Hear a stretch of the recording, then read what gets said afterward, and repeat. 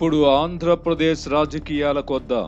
తండ్రి గొప్ప డాక్టర్గా పేరు తెచ్చుకున్నారని చెప్పి వైద్యం చేయడమే తెలియని కొడుకుతో ఆపరేషన్ చేయించుకుంటే ఏం జరుగుతుందో ఇప్పుడు ఆంధ్రప్రదేశ్లో కూడా అదే జరుగుతోంది.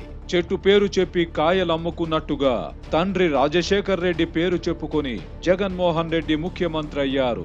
జగన్ రెడ్డిలో రాజశేఖర్ రెడ్డిని చూసిన జనం నమ్మి ఓట్లు వేశారు. తండ్రిని మించిన తనయుడిని అనిపించుకుంటానని నమ్మబలికిన జగన్ రెడ్డి 2.5 గడిచేసరికి రాష్ట్ర ఆర్థిక పరిస్థితిని అంపశయ్యపైకి చేర్చారు.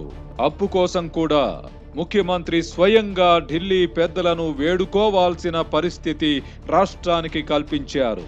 సంక్షేమం పేరిట డబ్బులు పంచడానికే జగన్ రెడ్డి పరిమితమయ్యారు. పంచడానికి అవసరమైన డబ్బు కోసం ఒకవైపు అప్పులు చేస్తూ మరోవైపు ప్రజలపై పన్నుల భారం వేస్తున్నారు. ప్రభుత్వం తమకు డబ్బులు పంచాలనుకుంటున్న వారు చెత్త పన్ను కట్టకపోతే ఎలా అని అధికార పార్టీ ఎమ్మెల్యే ధర్మాన ప్రసాదరావు వంటి వారు కూడా దబాయించే పరిస్థితి ఏర్పడింది. అదేమంటే ప్రభుత్వ పోకడలను విమర్శించే వారంతా పేదల శత్రువులే అని ముఖ్యమంత్రి జగన్ రెడ్డి సూత్రీకరిస్తున్నారు. పనిలో పనిగా అభివృద్ధి చేద్దామంటే కోర్టులకు వెళ్లి అడ్డుకుంటున్నారని కూడా జగన్ రెడ్డి విమర్శిస్తున్నారు. ఈ విమర్శలలో వాస్తవం ఉందో లేదో ఇప్పుడు పరిశీలిద్దాం.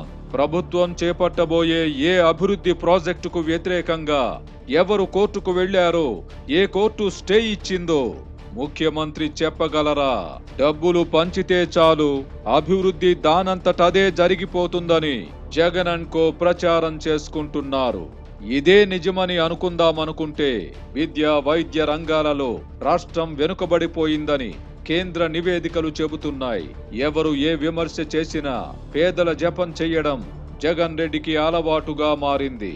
పేదల పిల్లలకు ఇంగ్లీష్ మీడియంలో చదువు చెప్పించాలని గతంలో ఏ ప్రభుత్వం కూడా ఆలోచించలేదని, ఎంతటి గొప్ప ఆలోచన తనకే వచ్చిందని జగన్ రెడ్డి చెప్పుకోవడంలో 1% కూడా నిజం లేదు. ప్రభుత్వ పాఠశాలల్లో తెలుగు మీడియంతో పాటు ఇంగ్లీష్ మీడియంలో కూడా బోధించే విధానాన్ని గత ప్రభుత్వంలోనే అమలు చేశారు. ఇప్పుడు ఇదే జగన్ రెడ్డికి చెందిన నీలి మీడియాలో మాతృభాషకు మంగళమని నినదించారు. జగన్ అధికారంలోకొచ్చిన తరువాత తెలుగు మీడియంను మొత్తానికి ఎత్తేయాలని అనుకోవడంతోనే వివాదం మొదలయ్యింది. ప్రాథమిక విద్యను మాతృభాషలో బోధించాలని రాజ్యాంగంలోనే నిర్దేశించినందున కొందరు కోర్టులకు వెళ్లడంతో సర్వోన్నత న్యాయస్థానం కూడా మాతృభాష ఉండాలని చెప్పింది.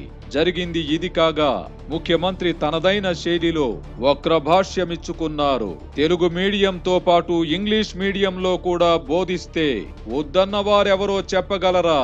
గతంలో వివిధ ప్రభుత్వాలు మంజూరు చేసిన ఇళ్లు, ఇంటి స్థలాలను క్రమబద్ధీకరిస్తామంటూ 10,000 నుంచి 20,000 వరకు వసూలు చేయాలన్న ఉద్దేశంతో ఓటీఎస్ పథకాన్ని తీసుకువస్తే తప్పుపట్టడమేమిటి అని ముఖ్యమంత్రి ప్రశ్నిస్తున్నారు.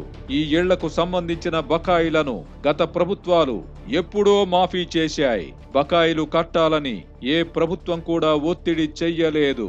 పాదయాత్ర సందర్భంగా ఈ బకాయిలను మాఫీ చేస్తానని చెప్పింది జగన్ రెడ్డి కాదా? ఇప్పుడు పేదల నుంచి ముక్కు పిండి మరి 4,000 కోట్ల రూపాయలు వసూలు చెయ్యాలని లక్ష్యంగా పెట్టుకోవడాన్ని ఏమనాలి?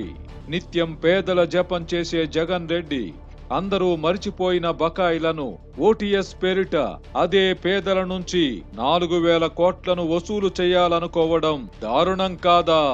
ప్రజలు అధికారం ఇచ్చారని చెప్పి చట్టాలు, రాజ్యాంగానికి విరుద్ధంగా నిర్ణయాలు, శాసనాలు చేసే అధికారం ప్రభుత్వాలకు ఉండదని సుప్రీంకోర్టు ప్రధాన న్యాయమూర్తి ఇటీవలే స్పష్టం చేశారు. తనకు ఏ రాజ్యాంగము వర్తించదని భావించే పక్షంలో ఆంధ్రప్రదేశ్ను సైతం స్వతంత్ర దేశంగా ప్రకటించుకునే ప్రయత్నంతో పాటు తన సొంత రాజ్యాంగం రాసుకునే ఆలోచనను జగన్ చెయ్యవచ్చు కదా.